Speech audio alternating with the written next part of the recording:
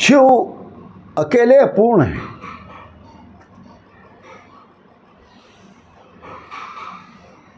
श्रद्धा और विश्वास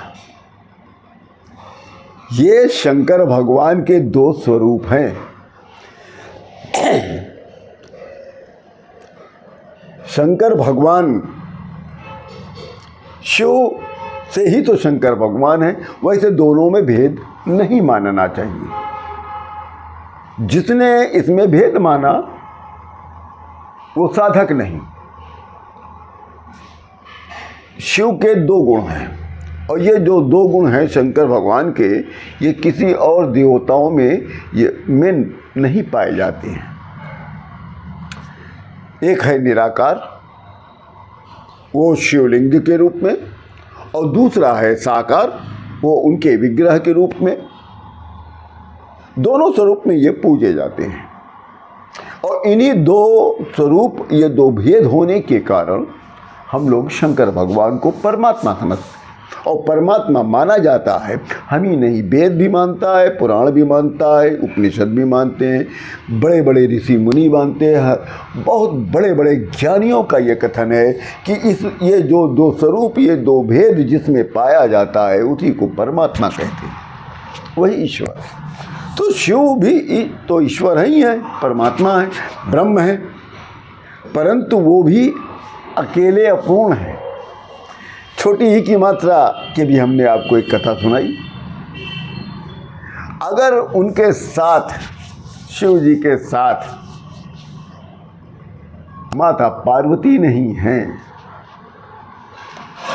उमा जी नहीं है, तो शिव जी अपूर्ण है। उमा का अर्थ गुणों का अभिवर्धन। बहुत ध्यान से सुनिएगा। शिव जी उमा जी के बगैर, माता उमा के बिना अपूर्ण माने जाते हैं, अपूर्ण है भी। अब उमा का अर्थ क्या होता है? गुणों का अभिवर्धन। और शिव का अर्थ क्या होता है? असुरता का संहार।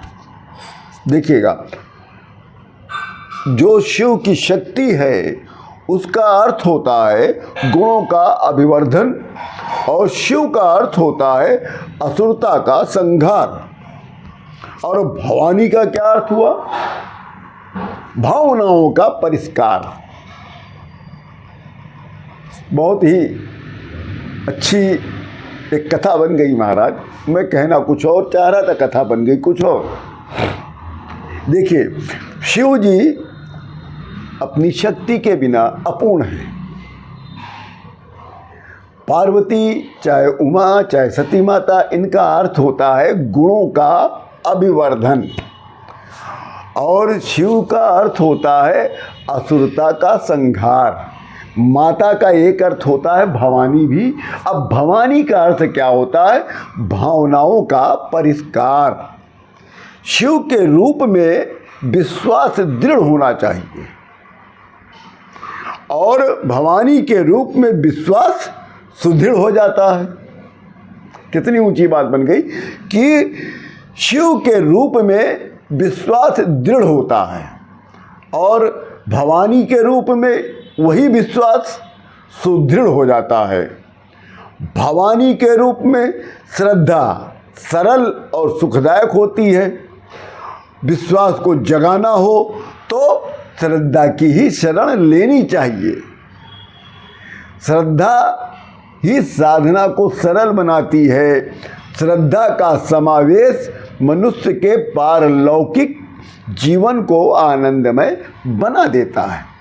इसलिए अगर भगवान शिव को पूजना है या आप किसी भी देवी देवता को पूजते हैं तो उनको अगर उनकी शक्ति को प्राप्त करना है, उनका आशीर्वाद लेना है, तो उनकी शक्ति की आपको आराधना करनी होगी।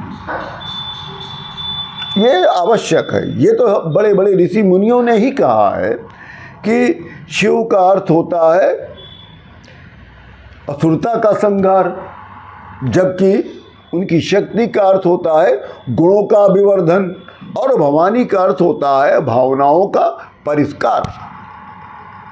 शिव के दो रूप बताए गए, श्रद्धा और विश्वास। अब भगवान शिव को प्राप्त करना है तो इसीलिए श्रद्धा और विश्वास का दृढ़ और सुदृढ़ होना आवश्यक है। इसी के साथ आप लोगों को राम राम।